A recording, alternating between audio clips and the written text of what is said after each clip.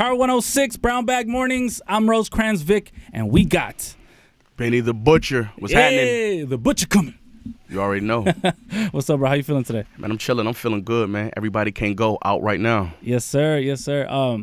With the album, did you know or plan for the Griselda Netflix TV show to drop the day before your album?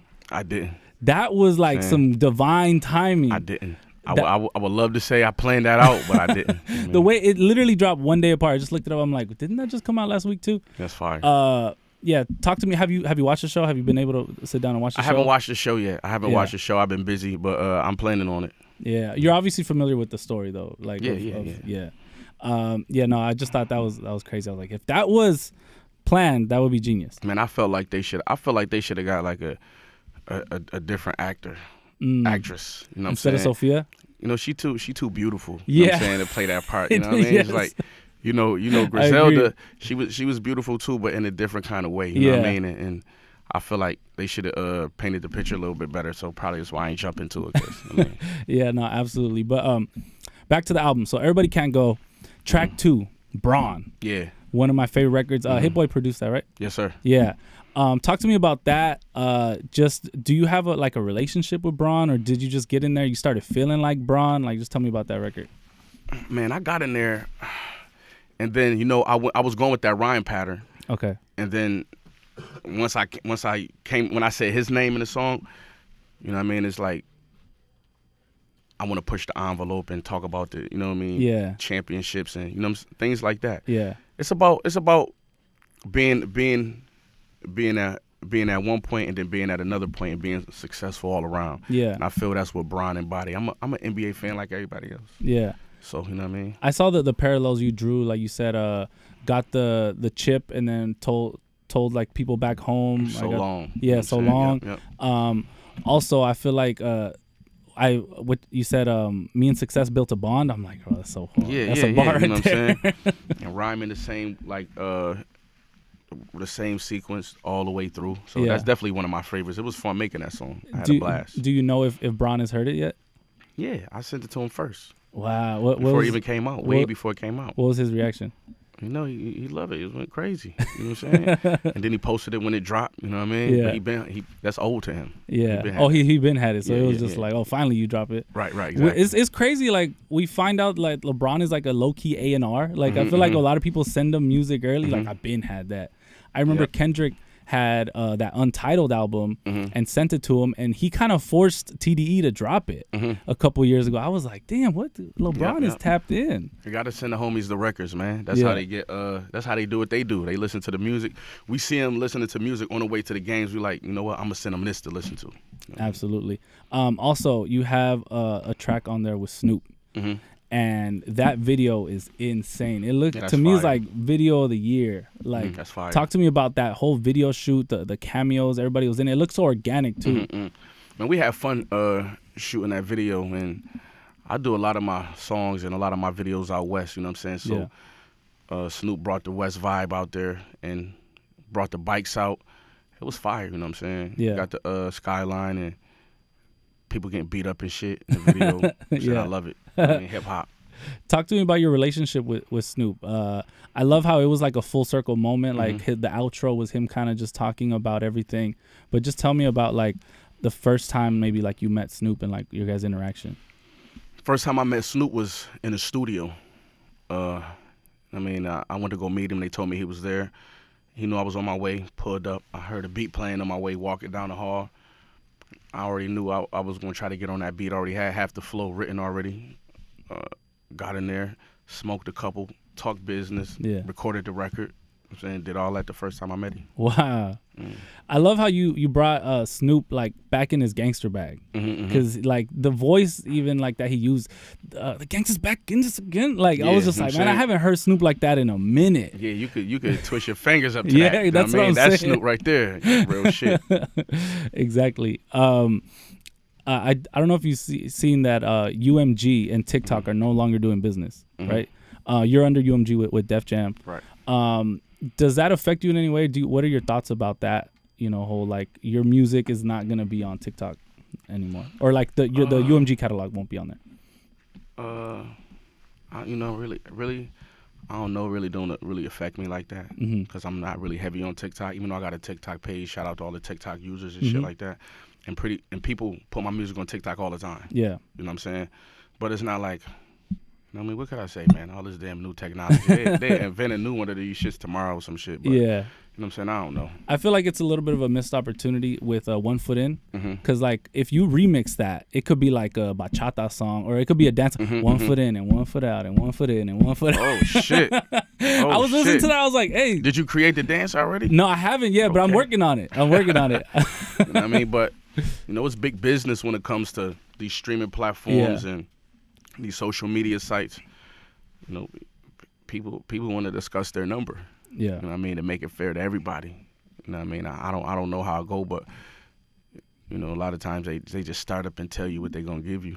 Yeah. You know what I'm saying? And a company like UMG got a lot of music that probably passes through that. So it's like, nah, let's fall back till we can figure this out. You know what I mean? No, most definitely. So with the title track, Everybody Can't Go, shout out to the homie Kyle Banks on that. He killed that. Yeah, he killed that. That was super dope. Was that song first, or did the title of the album, was that already it? Was it? What was first? The title of the album was already there. Okay. That record just felt like Everybody Can't Go to me. You feel what I'm saying? But the title was already there, man. I think I pretty much had that title before I even started working on the album. You know what I'm saying? Because that's the vibe that I wanted to bring to it. Yeah. So this weekend, Grammy weekend, I know that there's not going to be a Rock Nation brunch this weekend. Were you kind of upset about that? I know you kind of you usually get the invites. It would have been dope to go, but man, them shits come so fast. It's not like like I said, I love going.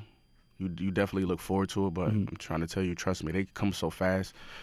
You forget. Yeah. You know what I'm saying? It was like, oh yeah, the Rock Nation brunch was supposed to be this weekend. Yeah. It ain't like, damn, I had my outfit ready and shit like that. Okay, yeah. But if I knew what was going on, I would have went to go get my shit and would look forward to kicking it with everybody and networking. But you know what I mean? It is what it is. I'm pretty sure everybody still ain't even gonna notice because it's so busy. You know what I'm saying? Everybody doing it at work basically. Yeah. What's one memorable moment you have at the Rock Nation brunch, like previously? Something that like sticks out. For one, Chase, you introduced me to that billionaire nigga, right? I'm saying you don't get to meet too many billionaires. Yeah. What else? Mark Wahlberg. Got to meet Mark Wahlberg. There's a lot of shit going on, man. Trust me. You look to your left, you look to your right. It's all type of shit going on. Is it like just one of those like surreal moments? Like, damn, am I really here? Like I heard Conway in a bar say, how he met Beyonce and then like he told his fiance and like she cried about it, you know? Yeah, like hell yeah. Hell yeah, it's one of them surreal moments. You know, people be trying to front. Like a lot of people be trying to hate on the brunch because they don't be at the brunch. Of course, yeah. Or because they can't even get in. Everybody can't go. Or exactly. That's why they try to hate on the brunch. So, of course, you know what I'm saying, you got a whole bunch of people you watch on TV and shit standing around and only a few feet from you. You know that's a memorable moment. One of them. Like my first one, I remember seeing like Dave Chappelle and Kevin Hart and I forgot it was a couple more celebrities, and they were just all over there kicking it, dressed nice, smoking cigars and shit. I'm like, you know, that black man, that looked inspiring to me. Yeah. You know what I'm saying? Like real shit. So I never seen Black Soprano shit. You know what I mean? Real shit. I never seen nothing like that. So it's like, yeah, you know, that inspired me. So people be trying to hate on the brunch only because they fucking can't go. Everybody can't go though. You know what I mean? Yeah. Speaking of Conway, on the Griselda Express, he had a bar that stuck out to me, but it speaks volumes of all you guys. He said it used to be ugly in this lane, and now we got it looking like Lori Harvey, something like that. I probably messed up a word or two, but talk to me about that. How you guys really changed this lane, you know, of hip hop for everybody around you. Because like you got certain type of leaders. You know what I'm saying? Like Griselda, we made people believe they can do it and made people want to do it. You know what I'm saying? That's different. The way we did it made people think that anybody could do it. That's why you have a lot of people jumped in this lane. Yeah. You know what I'm saying? A lot of people was making other kind of music, then they jumped into this shit. Yeah. Because we made people believe they could do it. Looked at Too Easy, you know what I'm saying? From the merch, the tours, the deals, the jewelry, you know what I'm saying? Just the lifestyle, just everything, like coming from underground, what they describe as boom bap or backpack music, you know what I'm saying? This in a way that the world never seen it before. You know what I'm saying? Coming from Buffalo, so it was shit that nobody never seen. Buffalo niggas doing it at that level. We know we can do this, so we made it look good. We made it look a little bit more enticing than people thought it was. No, absolutely. And it's been here for years. Niggas could have did whatever they was gonna do with it, but until Griselda, it was different. Yeah, I like that you referenced the Jss Bar too, and you said if I'm the reason that people got a deal the last few years sound anything like Benny Sign right here, like I was like, oh yeah. Yeah, because that's like the line Conway said, you know what I'm saying? It's like, you know, this shit right here provided more opportunities for rappers. Yeah. It is what it is. Absolutely. Speaking of Buffalo though, the Bills. Yeah, man. The motherfuckers, man. Shout out to my boy D-Doc, man, at the Pro Bowl right now. Yeah. We talked about you on the morning show when you told Taylor to check in. Right. I told her to tap in. Yeah. I told Taylor to tap in. You know, it felt like check in though. It's so crazy because I put tap in and everybody said check in. They're like, nah. Because we knew what you meant. I was just letting her know, like, when you come here, just, you know, acknowledge the boys. Yeah. You know what I mean? But shout out Taylor Swift, man. She definitely, she came, she saw, she conquered, man. She left with the dub. You know what I mean? Taylor left with the dub. She's giving them superpowers. Taylor, I want that rematch. The Chiefs were not like that this year. All of a sudden, they hit the That playoffs. was the best game they ever played. Maybe the last game they just won was the best game they ever played. But you're right. They was playing bullshit all year. Yeah. Them niggas didn't drop no passes. I thought they was going to drop them.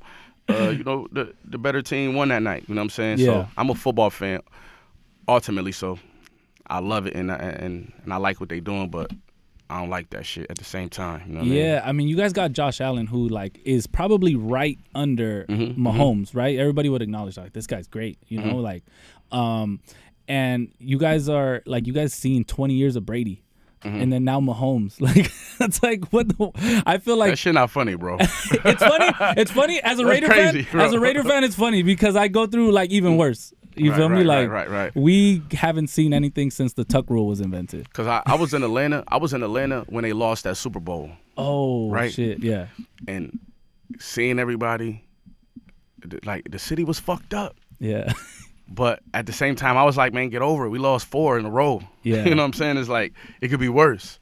Yeah. So I mean, I get it. Yeah. But we're gonna be back next year though. For sure.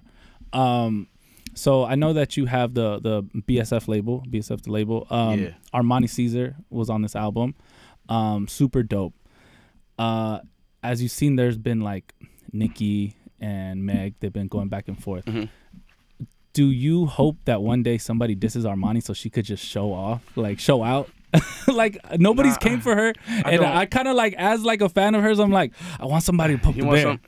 I think if they do that, she gonna chew. But I don't want them to do that. Yeah. Because, you know what I'm saying? I don't want, you know, ain't no telling where that go. If it's matter of fact, females. I was talking about this on the other show. Females, it's okay if they do it because, you know, it get catty. But when guys battle rap, you know, shit is different. Shit's spill in the streets. Yeah. You know what I'm saying? So barbecue it's a different places. thing. Exactly. Yeah. So I'm pretty sure Armani could hold her own. I'm positive. Lyrically, I just, you know, like you said, when it's female, it's like nobody really gets hurt like that. I kind of think they, you know, females are gonna stay away from that. Yeah, nah, most definitely. Just talk about working with Alchemist, right? On the album, and then half of it is Hit Boy. Like that's incredible. Just tell me about that process. Was that intentional, or just is that how it ended up? Like, oh damn, look, my whole album is half and half. Yeah, that's definitely intentional. You know what I'm saying? When I work, I like to focus to work on like a certain number of producers. When I'm saying like a small number, I don't put out albums that I'm working with like 6-7 different producers on them. I know people do that, but that's just not how I do it. Yeah. But Al and Hit, I got good history with them boys. I got a good relationship with them boys, man. You know what they do. You know what I'm saying? They legends in their own right.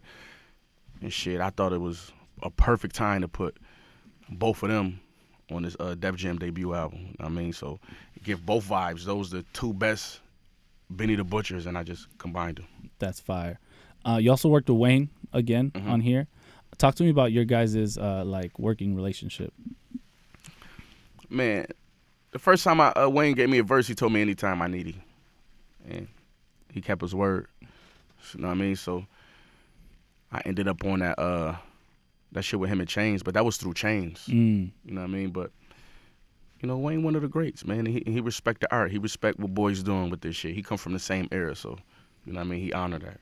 I love when I see that rappers are like willing to work with you, only because I know that the way rap gets sometimes, like if you gas some shit too hard, you might not get it back. They might be like, you have another one? Right. And I'm sure that happens to you. Talk about like you don't have to name any names, but like, have you been disappointed by like people that you send verses to and you're like, I know you're not sending it back because you're like intimidated lyrically? Yeah. You know, but like you said, that's part of the game. And you know, shit be like that. I really don't be mad, you know what I mean? Like, you know, dudes like to pick their arena. Yeah. I get it, especially when they might have a bigger name or some shit like that. But yeah. But real art, but real spitters don't do that. They just get in there with the wolves. Yeah. On Burden of Proof, you have a line that is like always stays in my head. You said, I chose money over fame, how I end up with them both. That's fire. Tell me about like just that choice, that like, because it feels like you don't want to be famous. You just want to rap. And that being so good at rap made you famous.